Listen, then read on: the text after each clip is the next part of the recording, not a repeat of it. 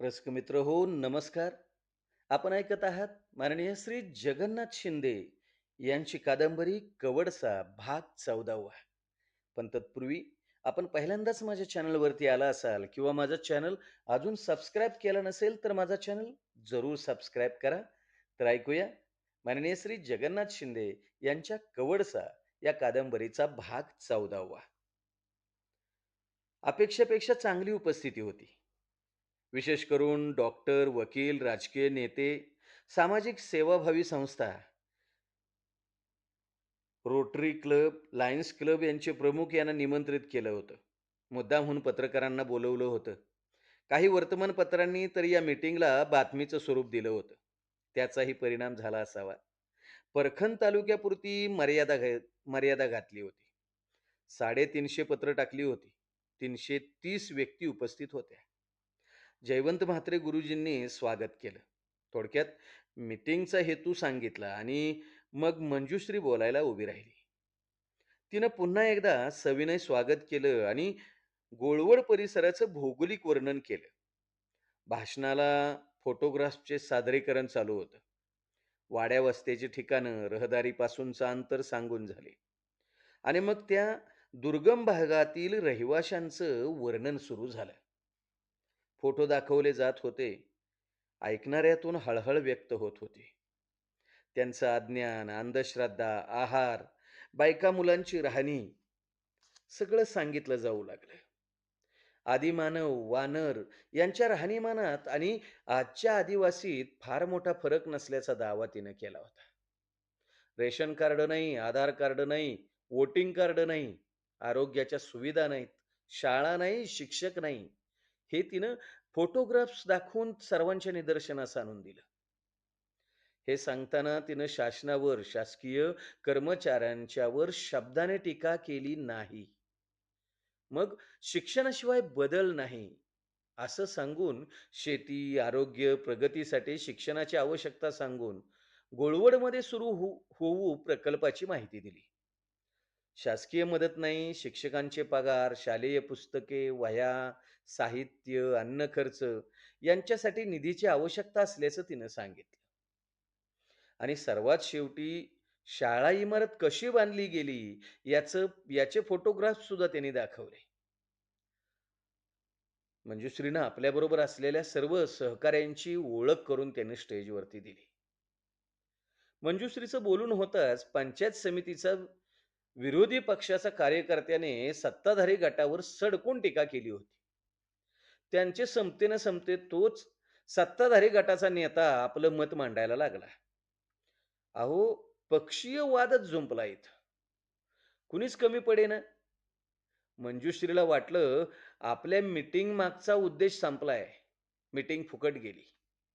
कोणीच कुणाचं ऐकून घेण्याच्या मनस्थितीत नव्हतं.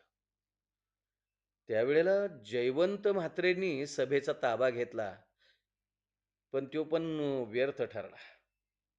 मग मात्र मंजुश्री जीवाच्या आकांताने ओरडली. "अहो थांबा! काय चाललंय हे? थांबा, शांत व्हा. निवडणुकीचा आखाडा आहे का हा? राजकीय पक्षांचा महिमा गाण्याचं व्यासपीठ आहे का हे? अरे तिकडं अन्न-अन्न करतायत आदिवासी आणि अंगावर लाज राखणे इतपत पण त्यांच्याकडे वस्त्रे नाहीत रे. त्यांच्याकडे मदत मिळावी हा माझा आटापिटा आहे. हा राजकीय पक्षाचा महिमा गाण्याचं व्यासपीठ नाही." राजकीय नेते खाली बसले. "मला तुमची मदत हवी आहे. सहकार्य हवंय. सहानुभूती हवी आहे. मला कोणाचं मत नकोत की राजकीय चर्चा नको. हे सारे आदिवासींचे चित्र पाहताना ज्यांना कुणाला मदत देण्याची असेल त्यांनी मदत करावी. मला ₹5 सुद्धा लाख मोलाचे आहेत. मी स्वतः तुमच्या समोर पदर पदर पसरून येते. मदत करा. आदिवासी आणि त्यांच्या मुलांच्यासाठी मदत करा." मंजुश्रीनं आपला पदर हातात धरला. डोळ्यात अश्रू आणि हातामध्ये पदर. पदर पसरून ती लोकांच्यात शिरली. अनेकांचे हात खिशात गेले. 100, 500, 1000, 5,000 ज्याने त्याने आपल्या कुवतीप्रमाणे पदरात टाकले. ते राजकीय नेते केव्हाच निघून गेले होते. सर्व रक्कम मोजून झाली. ₹1,35,530 जमा झाले होते. मंजुश्री खुशीत होती.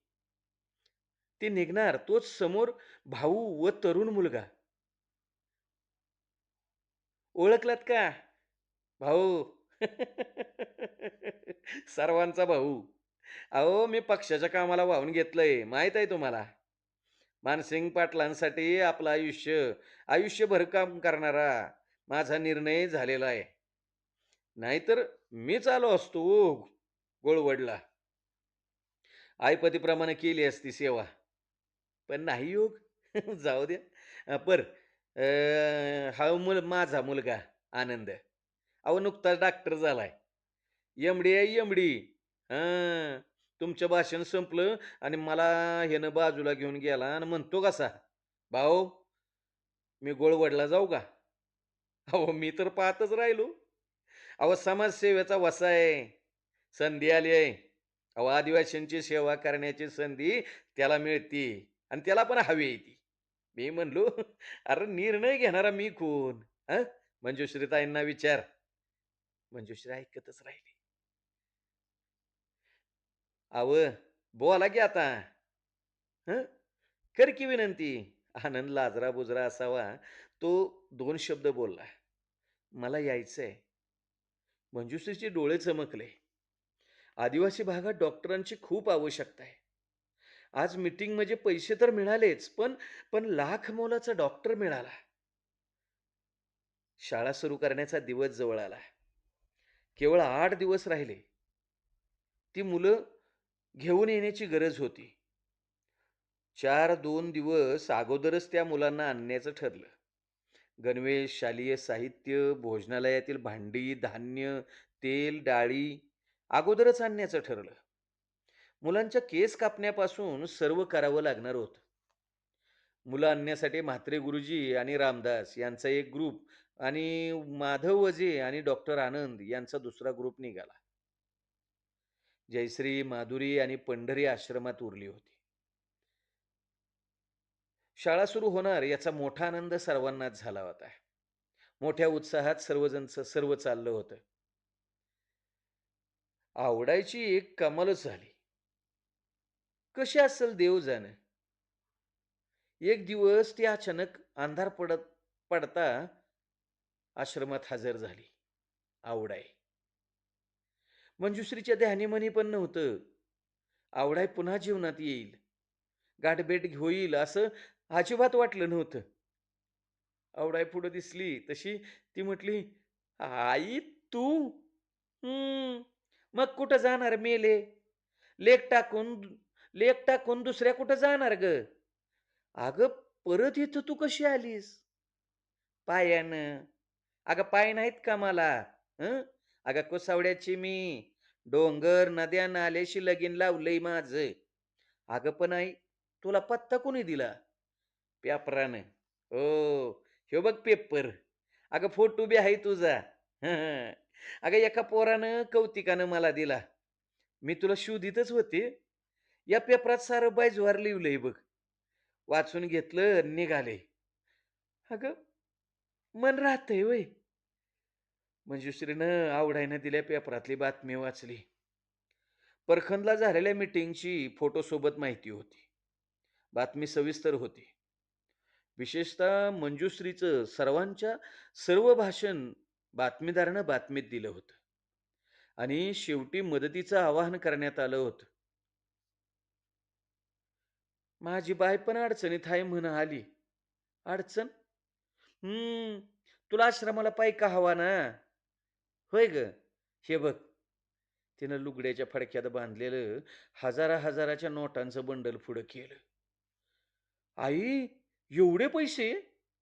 अगं मोजून बघ पहिलं. जयश्री, माधुरी आणि मंजुश्रीनं पैसे मोजले.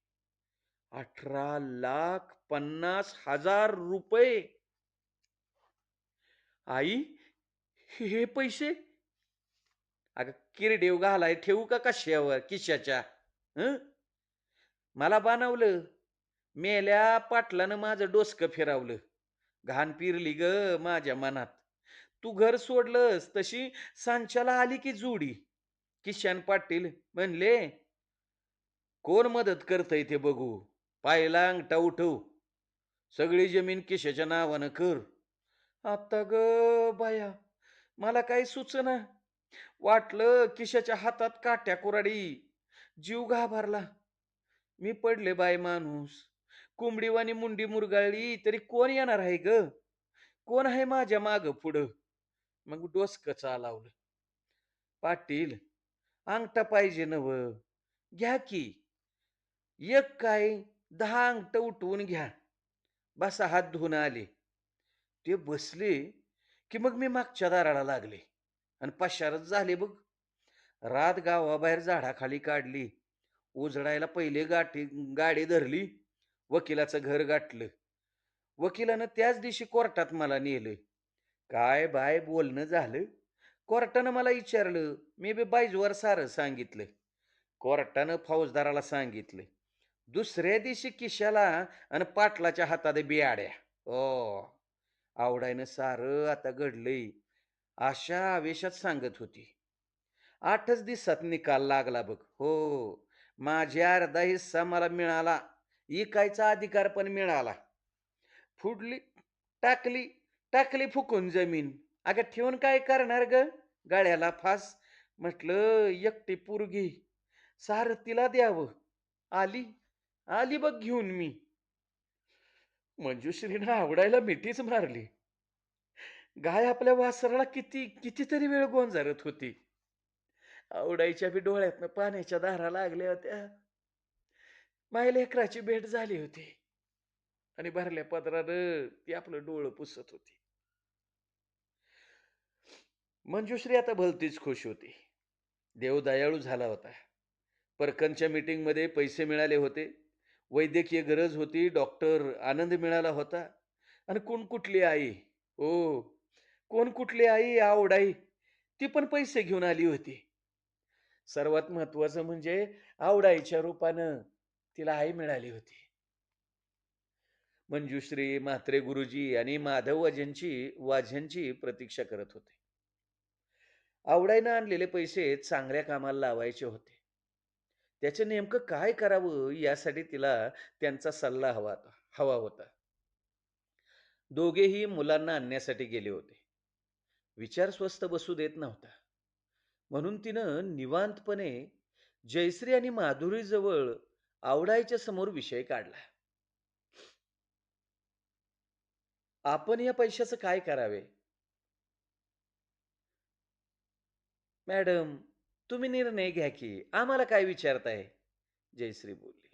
असं कसं? आश्रम आपल्या सर्वांचा.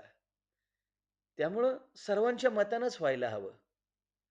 तेवढ्यात माधुरी बोलली, "मला वाटतं पक्की वर्गखोली बांधूया." वर्गखोल्या 2 आहेतच की हो. वर्गखोल्यांची आवश्यकता तूर्त नाही. मला वाटतं आपण कार्यालय आणि मंजुश्रीताईंचं निवास. जयश्री, कार्यालय, निवास तूर्त ठीक आहे. आईचा पैसा चांगल्या कामाला वापरूया. आई, तू सांग काय करायचं? आता ग बाया, एवढं जर डोसकं असतं, तर मास्तरीण नसती का व्हय झाले मी. अगं तुम्हाला जसा खर्च करायचे ना, तसा करा की बायानो. मला काय विचारताय? निर्णय काय झाला नाही. मात्र वझे गुरुजी आल्यावर निर्णय घेण्याचं ठरलं. या चौघी बोलत असताना एक माणूस आला.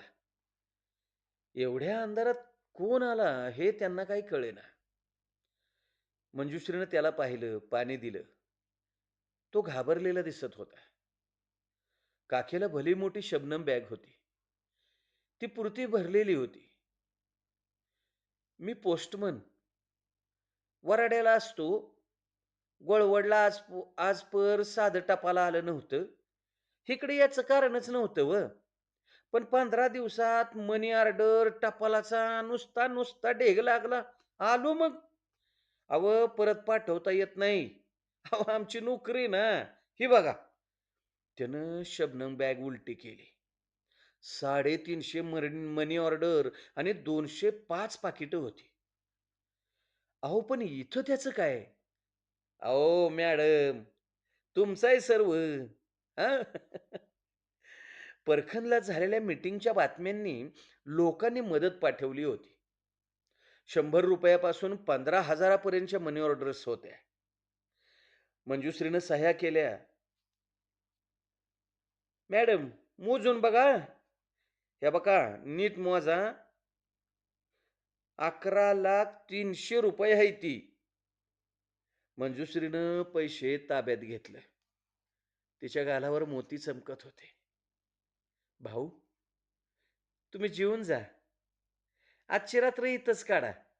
सकाळी जंगलातनं बाहेर जाण्यासाठी माणूस बरोबर देते." पोस्टमन बी मनातनं हराकला. पोस्टमनला केव्हा एकदा 2 घास खाऊन आडवा होतो, असं झालं होतं. जयश्रीताई त्यांना जेवायला घेऊन गेल्या. मंजुश्री आणि माधुरी पाकिटं फोडत होत्या. पत्र आणि काही चेक होते. पत्र वाचण्यासारखी होती. कोणी केवळ 2 ओळी लिहिल्या होत्या, कोणी 2-2 पानांची पत्र लिहिली होती. एक श्यामली नावाच्या 7 वर्षाच्या मुलीनं पाकिटात ₹100 पाठवले होते आणि 2 ओळी लिहिल्या होत्या. माझे खाऊचे पैसे माझ्या आदिवासी भावांसाठी. कोण कोणी मंजुश्रीला देवदूत म्हटले होते. कुणी आदिवासींचे परमेश्वर, तर कुणी वृद्धानं लिहिलं होतं, मला मुलगी नाही. मुलगा अमेरिकेत असतो. पैशाचा कचरा घरात भरपूर झालाय. 1,00,000चा चेक पाठवतोय. मुलगी समजलोय तुला मी. नाही म्हणू नको.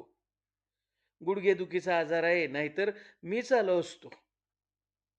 एक मोलकरणीचं पत्र होतं. ताई, 1 महिना भांडी घासली नाही असं समजीन. अहो, ₹430 आहेत. ठेवून घ्या. एका शाळेतील 530 मुलांनी ₹3,000 चा चेक पाठवला होता. ₹3,700 चा चेक पाठवला होता. कारखान्यातील कामगार, शासकीय अधिकारी, कर्मचारी, मजूर, शेतकरी, कष्टकरी किती लोकांचे आशीर्वाद आले होते. माधुरीने सर्व चेकची टोटल मारली. ते होते ₹7,12,000. तिचा चेहरा फुलला. पण मंजुश्रीचा चेहरा उतरला होता. "काय झालं हो ताई? तुम्ही का चेहरा पाडलाय?" "होय गं पोरी. अगं काय झालं? अगं असं चेहरा पाडायला काय झालं? एवढं पैसे मिळाल्यात." आवडाईने विचारलं. "आई, आई माझ्या जन्मदात्रीनं आणि बापानं पण पेपरातली बातमी वाचली नसेल का गं?" "हां, अगं खुळे, मी कोण आहे गं तुझी? हां? कशाला त्यांचा विचार करतीस? डोळं पुस. ए हे बाया, डोळं पुस. अगं हजारात शेकड्यात मायबाप असणाऱ्या पोरीनं जन्म दिलाय आई-बापानं आणि त्यांच्यासाठी रडायचं असतं व्हय? नाही, नाही, नाही रडायचं गं ए माझे सोने, नाही रडायचं." आवडाईनं तिला जवळ घेतलं. म्हात्रे गुरुजी, माधव वजे आणि डॉक्टर आनंद मुले घेऊन आली. मुले हाताशी लागत नव्हती. वाडी-वस्ती सोडून जायचं या भीतीनं कुणी जंगलात पळालं, कुणी जाळीत बसलं. आई-वडिलांनी गहिवर घातला, तो वेगळाच. एक बाई तर मुलाला घेऊन जातायत हे बघून ठॉ बोंबलायला लागली होती. छाती बडवायला लागली. अहो, शिव्या घालायला लागली होती. अहो, एका-एकाला समजून सांगता 2 दिवस उशीर झाला होता. काही मुलांचे आई-वडील तर सोबतच आणायला लागले होते. अहो, मुलंच ती. दूरचा प्रवास, खांद्यावर घ्यायला लागलं. या सर्वातून एक मोठा आनंद झाला होता. शाळा सुरू होणार होती. दुसरी गोष्ट जमेची होती. मुलात 3 मुलांची अधिक भर पडली होती. डॉक्टर आनंद, म्हात्रे गुरुजी, माधव वजे, जयश्री, माधुरी आणि मंजुश्री सगळे सुखावून गेले होते. अपेक्षेपेक्षा अधिक निधी हातात आला होता. 3 मुले वाढली होती. आता नियोजन महत्वाचं होतं. जयवंत म्हात्रेंना मुख्याध्यापक म्हणून जबाबदारी दिली. त्याशिवाय त्यांनी गणित विषयाचं अध्यापन करायचं ठरवलं. माधव वजे यांच्याकडं मराठी, हिंदी विषय दिले. जयश्रीची चित्रकला चांगली होती. माधुरीचा आवाज गोड होता. ज्याला त्याला आवडीचे विषय दिले. आवडायनं आग्रहानं भोजनाची व्यवस्था आपणाकडे घेतली. पंढरीतीला मदतनीस होता. आर्थिक व्यवहार आणि कार्यालयीन म्हणजे संपूर्ण आश्रमाची जबाबदारी मंजुश्रीकडे सोपवण्यात आली. याच मीटिंगमध्ये हे सगळं ठरलं. आश्रम सर्वांचा, जबाबदारी सर्वांची. क्लेश झाले, चर्चेने सोडवायचे. सर्वात अधिक चर्चा झाली ती शिक्षणाच्या माध्यमावर. आदिवासी मुलं, त्यांची भाषा वेगळी. अन्नामुळं थोडीफार मराठी येई. त्यांना मराठीतून शिक्षण द्यावे हा प्रस्ताव आला. पण जयश्री म्हात्रे म्हणाल्या, इंग्रजी माध्यमातून शिक्षण दिलं जावं.